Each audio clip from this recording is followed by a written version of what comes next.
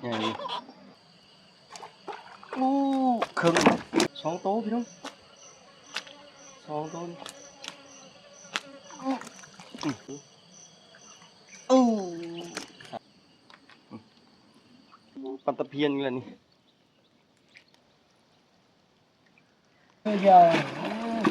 คนงานเดินลายกว่ามือวานนี่อีกอันนี้เฉพาะตอนเช้าส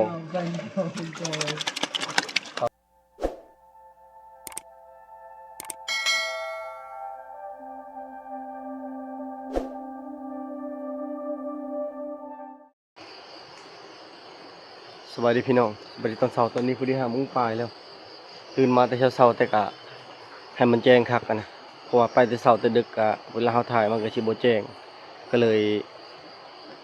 ถ่ายตอนแจ้งให้พี่ให้น้องเบิ่งมื้อนี้ลองรุ่นปลาใหญ่พี่น้องเอ้ยคันถึกก็ถือว่ามานคันบ่ถึกถือว่าก็บ่มานเพราะว่าบ่เฮียงก็ใส่มาตลอดนะทุกปีแต่ก็บ่เคยได้ปลาใหญ่คือเขาจักเทื่อผ่านมาบ่เฮียงก็ได้ถ่ายแต่ปลาเขาคืออยู่เก่งลีนั่นนะก็จะได้10 โล20 โลแบบนี้นะเฮาก็มีความใฝ่ฝันว่าอยากเจออยากพออยู่แต่ว่าเอามันบ่ได้ก็ลองมื้อนี้เป็นมื้อที่ว่าโอกาสเหมาะที่สุดเลยก็คือนํขึ้นและปลาทุกอย่างมันก็ออกนะบ่ฮู้ว่าสิได้น้อยได้หลายจังได๋ก็ไปลองลุ้นใน EP มื้อนี้เลยเดียวคือเก่าพี่น้องไปตามไปเบิ่งกันนำนิ่งเงียบคักคันนำขึ้นลายนี่ก็ค่อนข้างลำบากอยู่นะกูเบ็ดนี่กูเบ็ดกูมองเพราะว่าเมื่อคืนนี้ก็นำขึ้นประมาณศอกนึงแล้วมองคืนนี้ยามแต่ช่องด่างถึกปลาบ่หลายนะถึกแต่เท่าใดนึง3 หรือ 4 โตนี่แหละก็เลยปะไว้ยามตอนเช้า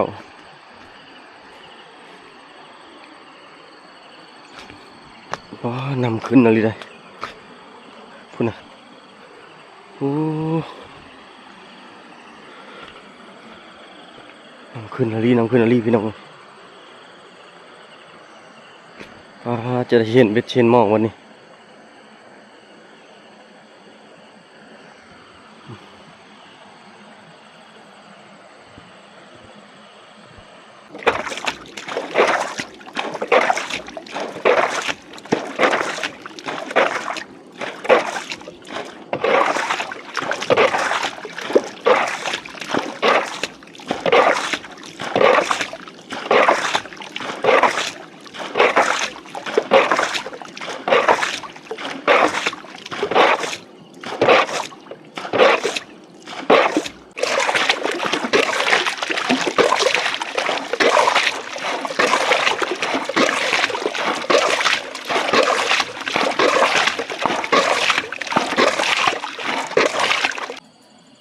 ปลาได้เมื่อวานนี้นะเมื่อครั้งไว้นี่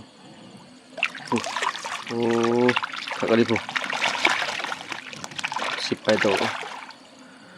ถ้าไปขายก็จะได้อยู่ประมาณโล60,000คือจะไปขายต่อโล80บรรยากาศตอนเช้าพี่น้องนำก็ขึ้นไวนี่ปูเฮงสิลองยามเบ็ดตัวนี้ก่อนดึงอยู่เลยนะแต่เมื่อคืนนี่ถือเต็มคืนเดี๋ยวเฮงบ่ได้ไปปิด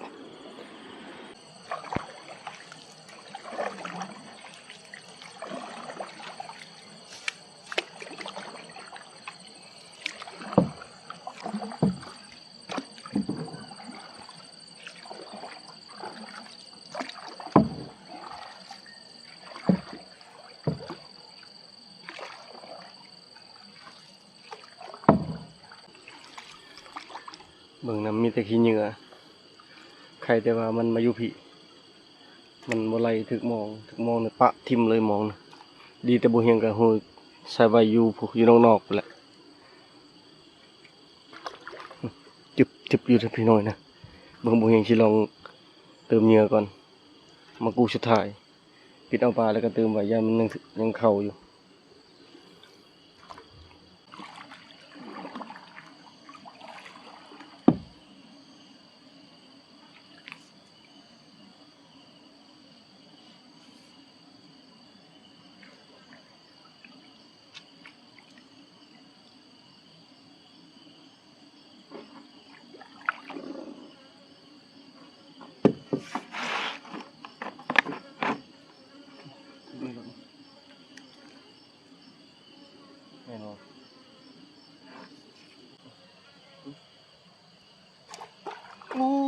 ครึ่ง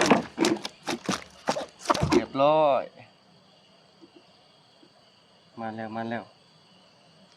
เสร็จแล้วมันปลาครึ่งเอาจับโซ่น้อยหนึงพี่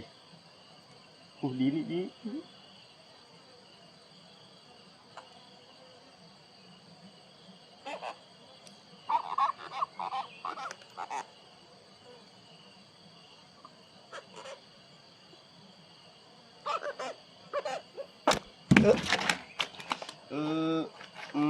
บาดเลย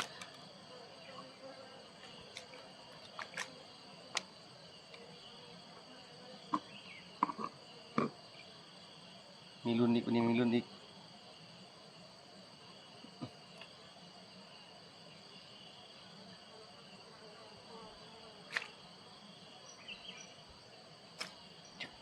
จึกปลาเป็นยังบ่นี่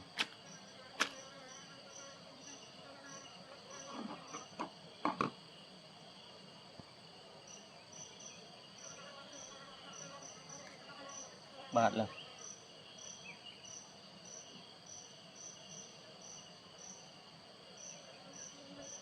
โอ้2โตพี่น้อง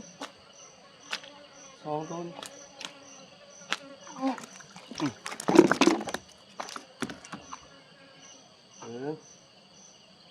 ยังอยู่โอ้3แต้มมานคักเลย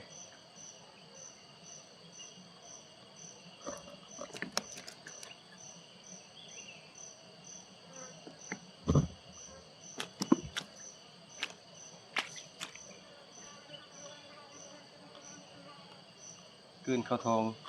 แกใส่เบ็ดเลย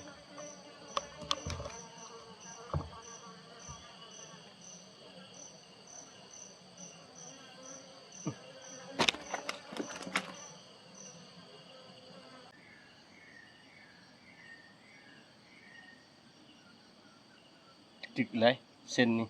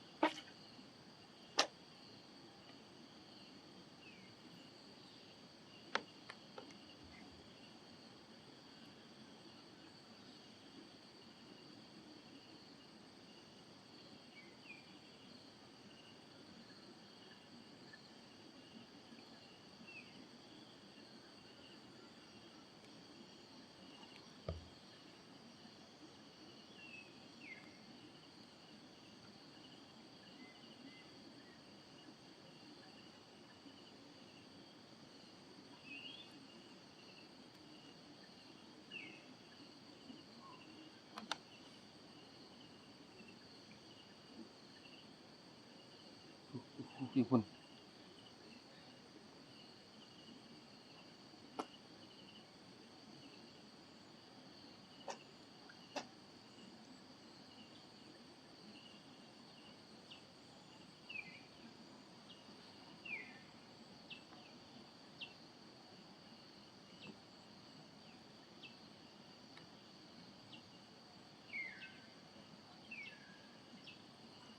โอ้พันครับเอาดิถูก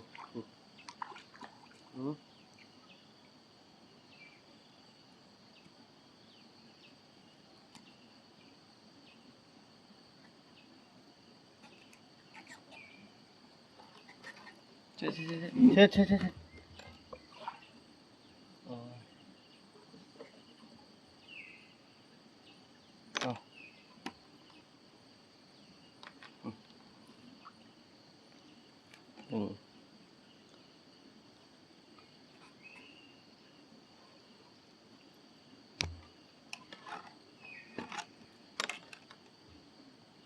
2 3โอ้ด่างหนึ่งตกน้ำเลย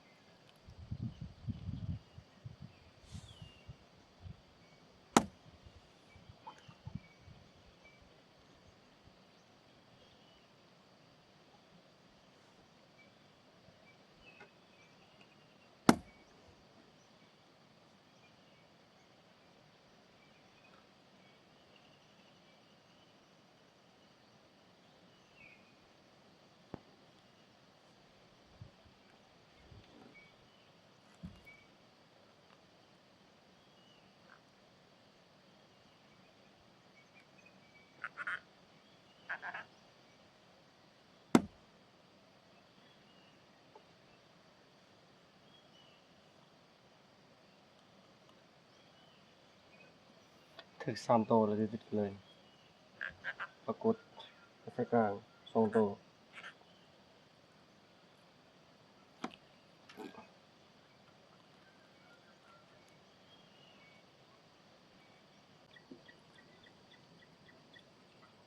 ถึกติดกันเลยปลาสกลาง3โตแล้วก็ปรากฏตัวนึงเครื่องน้อยตัวนึง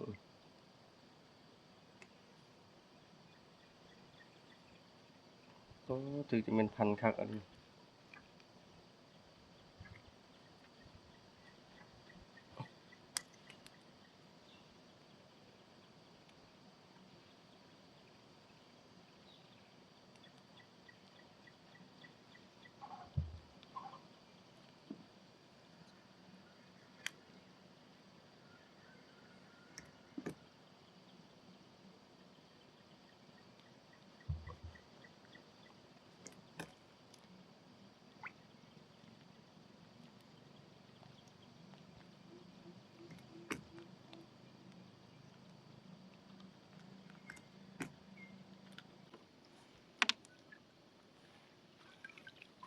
โอ้ถึก3โตแล้วถึกลายอยู่ได้แต่บ่เฮ็ดถ่ายแบบบ่ได้ถ่ายต่อเนื่องนะ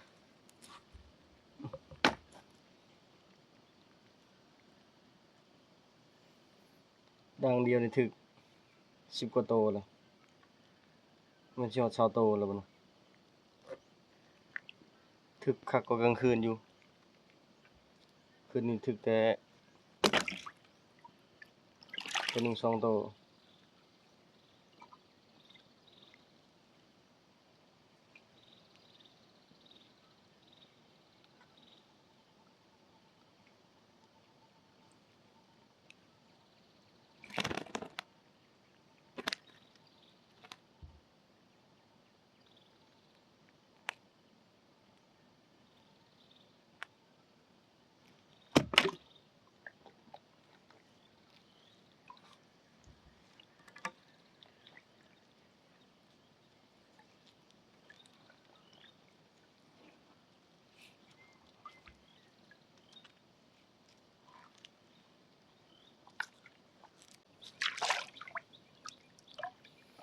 ดังที่1คุมอยู่ได้ประมาณ10กว่าโตเกือบ20โตนี่มากู้ดังที่2ดังตัวนี้แล้วมองของหลายดิ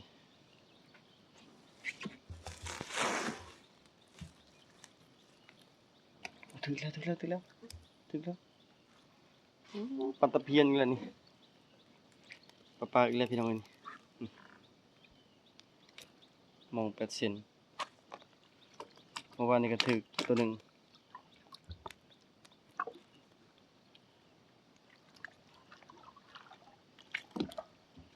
ปลาบอน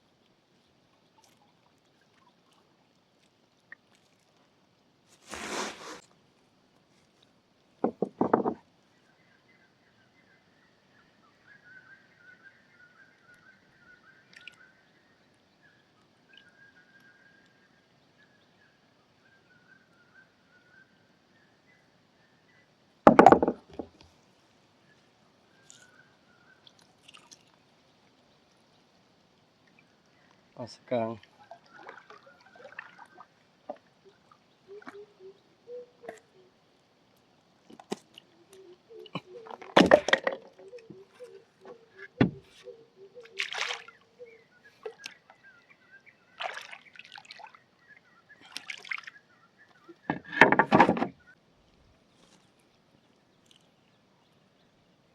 โอ้พันเลยนี่ จังได๋บัดนี้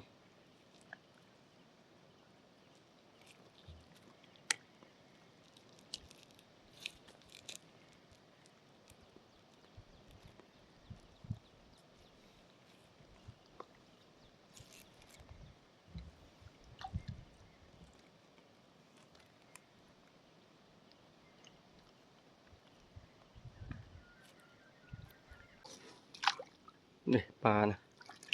มองด้านนี้ก็ถือว่าถึกอยู่ถึก4โต5โต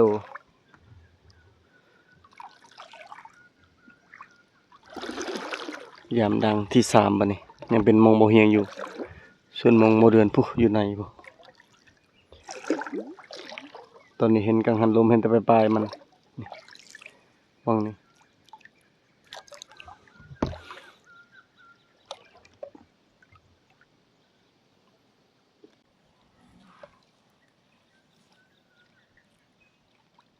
ถือปรากฏ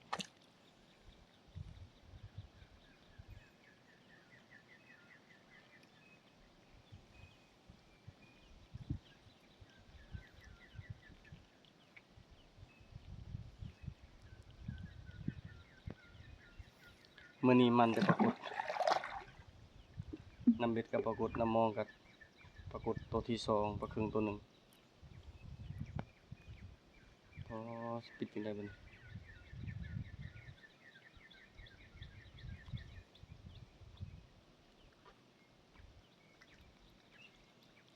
มองดังนี่คืนวันนี้บ่เห็นตกเรือ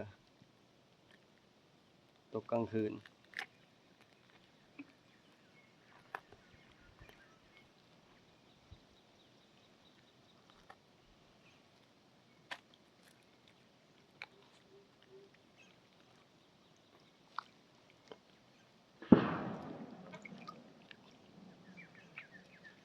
เบาพางแล้วนั่นน่ะ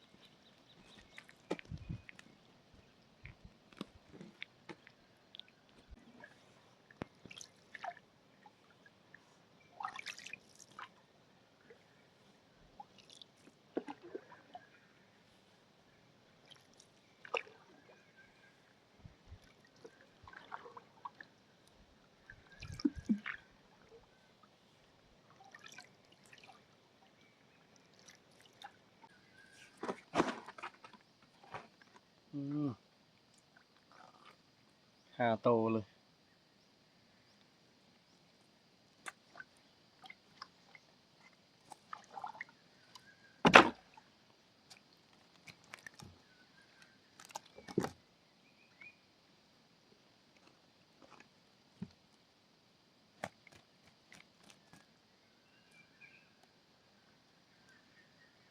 มองใช้อยู่วังกินนี่ถึกแต่2โต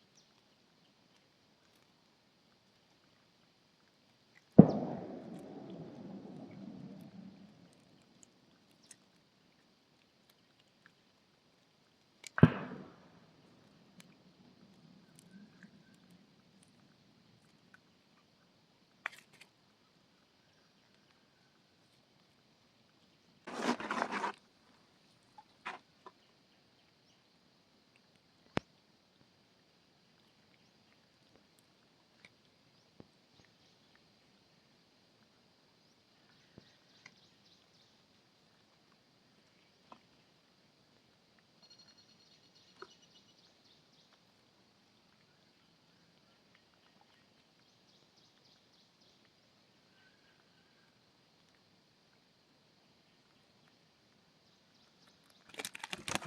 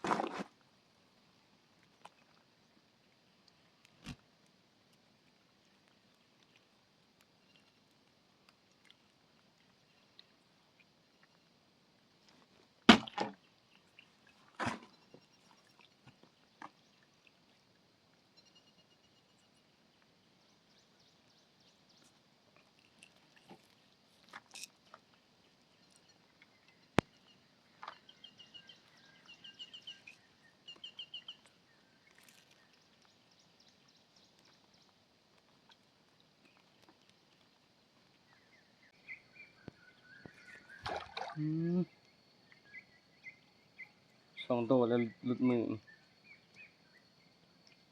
ตัวสกางตัวหนึ่ง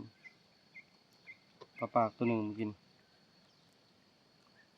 ดังนี่ก็ทึกลายคือกัน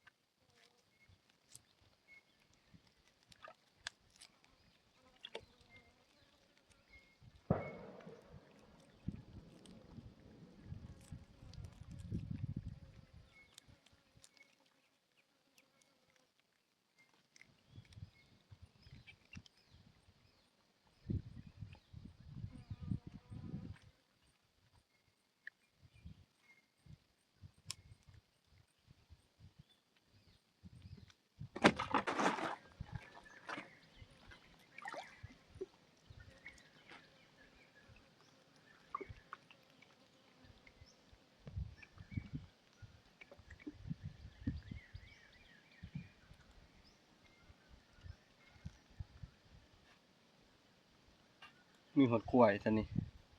กล้วยผู้เขาเลี้ยงแถวเทิงพุ่นแหละแถวเขาบรูอยู่พุ่นแหละมาฮอดพี่เสย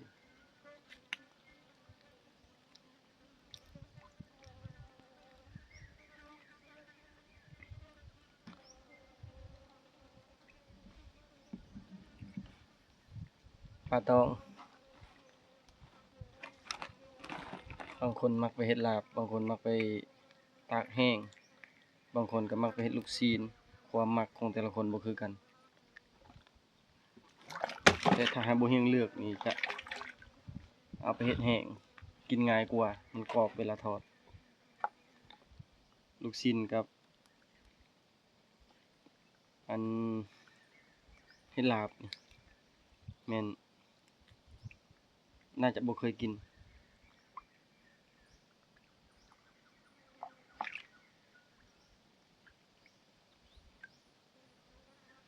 นึกแต่ปลาแก้วนี่ก็ถึกอยู่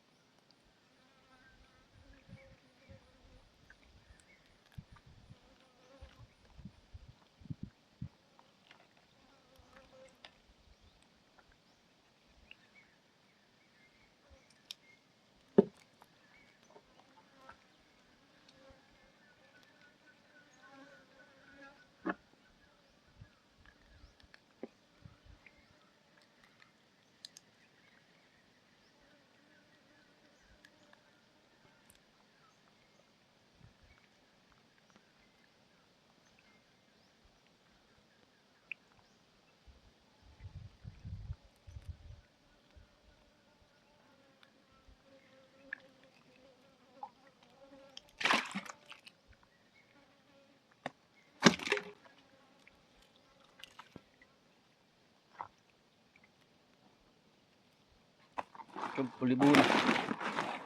มองหาดางเดี๋ยวเบิ่งผลงานแกมองก่อน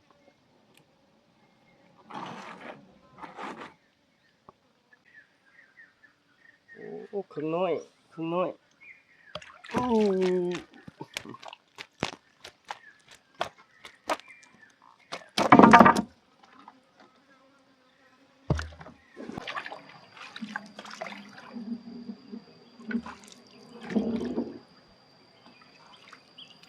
ตอนนี้กูเบ็ดกูมองสำเร็จแล้ว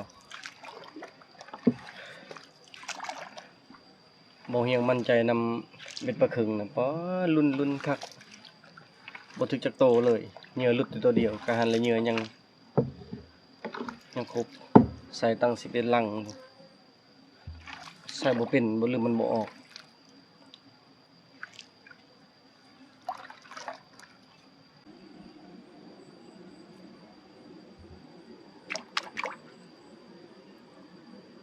เบ็ดบ่พังเบ็ดปัก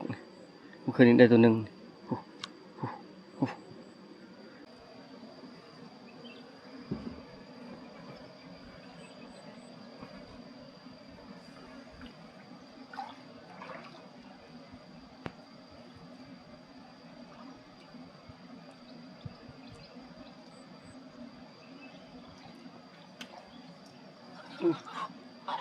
ใหญ่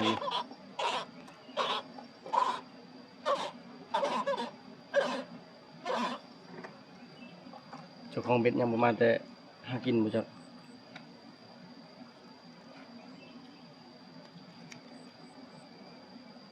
เพิ่นไปลัดเสาหลังบ่เฮียงไปยามเบ็ดซั่นเมื่อคืนนี้บ่ได้ใหญ่ปานใดวันนี้พอดีงามเลย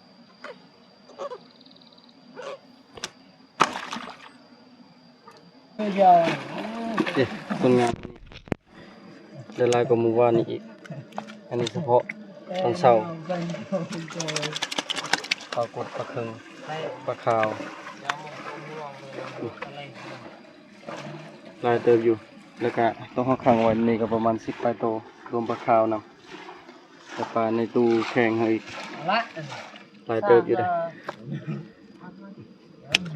พวกกดอีบ่ทันตายแล้วบ่เห็นสิขังไว้ตัวได้ตายแล้วก็ปะไว้นี่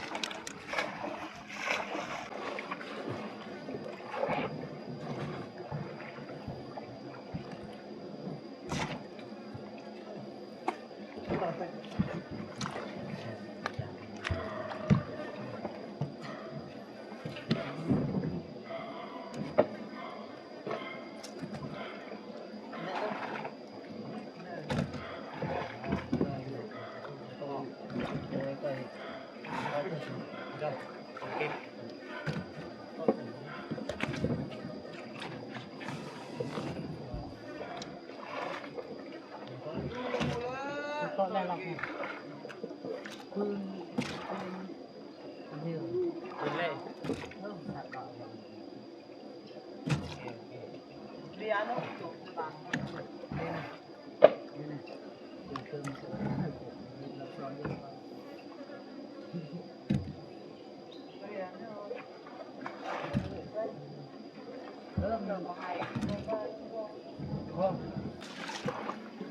้ลายนี่โอ้ย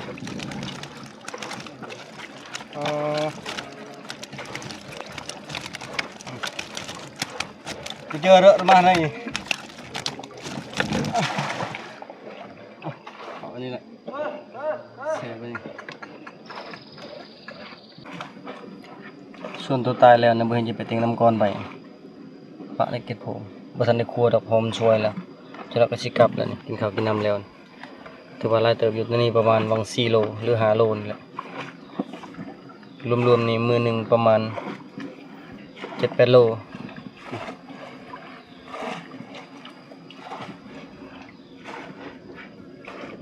ปากปลาสกาปลาสูตรมันยังเน่าปลาสูตร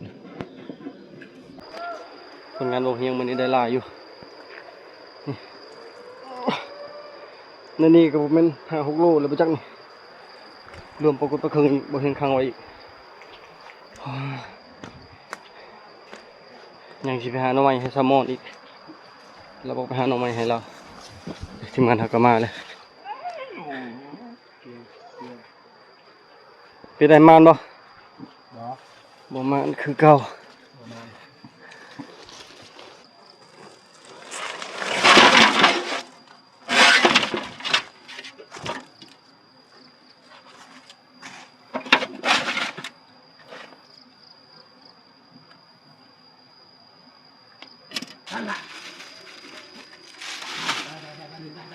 ใช่ได้น้ำแข็งก็อยาก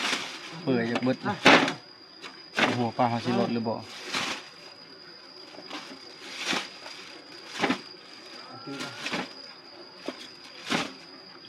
ปลาเนี่ยปลาดุนมันเน่า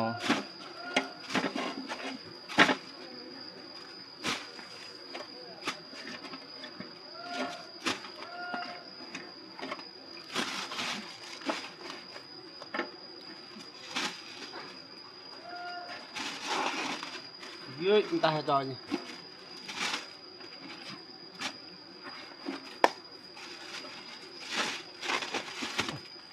ธงเต็มเลยมันยังมัดยากเลยผมมีธง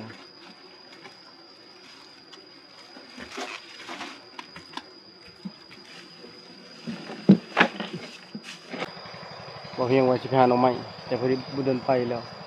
หัวเราไปทางไหนเพราะแซลมอนนี่มาหอมนี้เราบอกให้บ่เฮียงหาหน่อไม้หาลายๆก็ดีแล้วอยากกินแต่หน่อไม้แต่ละหอมนี่เอาหน่อไม้เมื่อถ้าจะได้หน่อไม้บุ้งนี่ได้อยู่แต่บ่เฮียงได้หน่อไม้ไหลแต่ว่าตัวนี้นั่นเราไปอำนำก่อนเดี๋ยว15หน่อไม้จะมีคนไปหาอะไรก็ยากในพาหน่อไม้มาเลยเป็นลายบ่ ได้5-6 โลจะหาเท่าใด ได้เม่นที่นั่นไกลฮ้อนห้วยบ่ ๆอ๋อ จะบ่ได้ค้ำพังนั้น ข้ามเห็นข้ามนิดเดียวนะ จะไปหาหน่อไม้จะไปหาเท่าใดให้เรานี่ยันเบิดเลยจะเอานี่ทีมงานจุเพิ่นครับแล้วกูเครื่องแล้วนายผ่านเห็นยังกิน ไก่ขัวไก่ โอ้ฮ้อนแท้เพิ่นแกงไก่เบิด2 โตเลย 2 โตแกงไก่อาหารเช้าใส่บัวบุ้งฮ้อนนายผ่านเพิ่นให้จุกินปุ๊บโอ้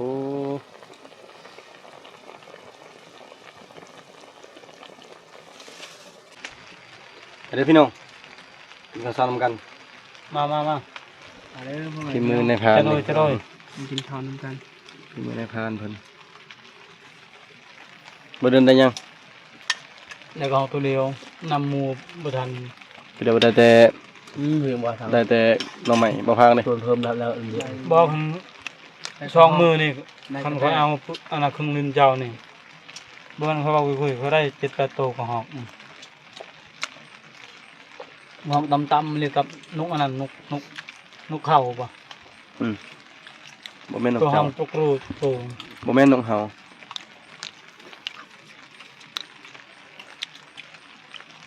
คนมาเลยแหละ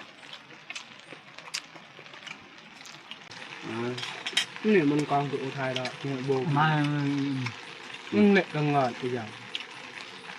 แซงสอบเดี๋ยว ดู นี้ เนี่ยอยู่บนถูกเนี่ย เงินเดือนยาน เมื่อตอนนี้เจ้าเวียงดูค่ะ มากันแน่ ยางเลยอยู่นี่ อันนี้อันไหนมากันแน่นั่งเละ ช่องไป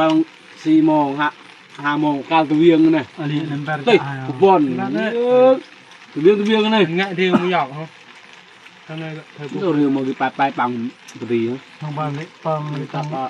ต้องบุบเบ็ดนี่น่ะยางไปบนเรือมันไปเกาะดอกนี่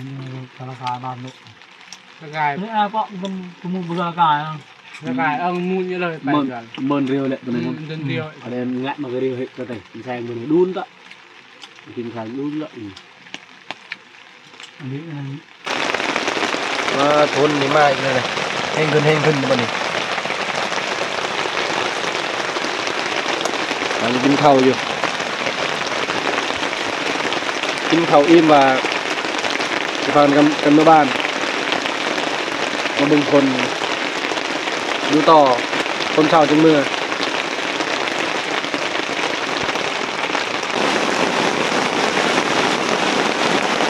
สิคือเมื่อวานและบัดนี้นี่ตกแห้งขึ้นแล้วบัดนี้จะนำปลากลับมาเอ็ดกันแล้วนี่กูทางนั้นห้วยรถนี่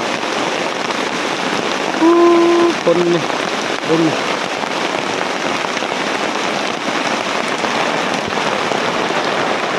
กินข้าวบ่ทันอิ่มคนกลับมาแล้วนี่เบิ่งนำนี่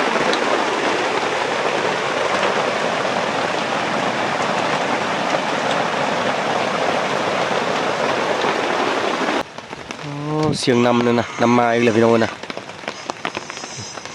ปานกับนำแกงโอ้โหจะกลับบ้านจังไดบัดนี้ให้เช้าหน่อยหนึงก่อนตอนนี้ฝนเช้าแล้วก็น่าจะกลับบ้านได้แล้วแต่ข้อดีของการเข้าป่าหอมนี่แม่นบ่มีลมเลยข้อเสียก็คือฝนแบบตกตลอดหากินยากแต่ทีมงานเฮาก็พออยู่มื้อเช้านี้นะพานเพิ่นก็พอผ่านช่องโตบ่เดือนก็พอหมู่กินหน่อไม้มีแต่คนพอนั่นพอนี่แต่ว่ามันยังบ่มาอยู่กันคนเครื่องลงเซก่อนคันอยู่ต่อก็อยู่บ่ได้แล้วปลาเขามันเน่าหมดคันเฮ็ดแห้งก็เฮ็ดบ่ได้มันบ่มีแดดฝนตกแห้งอะลีเกือบกับวันนี้แหละเมื่อกี้นี่นำนี่นะนำมาบางแห้งเลย แต่ว่าผ่านไปชั่วโมงปลายนำเริ่มลงแต่ว่าน้ำเซนี่เพิ่มขึ้นบัดนี้น้ำห้อยลงน้ำเซเพิ่มขึ้นใส่เบ็ดนี่ก็ยังถึกอยู่ตอนแรกนี่นะ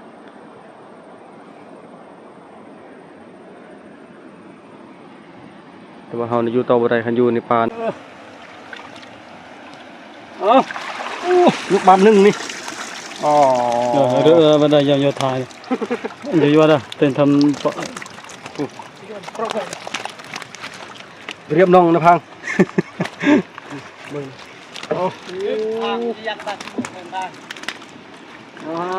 ยกเลยบัดนี้น่ากินบ่ปุ่งไงดังเปียใช่ปะฮะ ลายอะไรเรียเลยเรียบน้ำดอนนี่คือกาแฟนี่เหยา ตลักละ เบิ่งขี้เหงื่อนี่ ตลัก ตอนแรกนี่เป็นตอนแรกแหละเริ่ม1 โมง 2 โมงจนนี่จนฮอด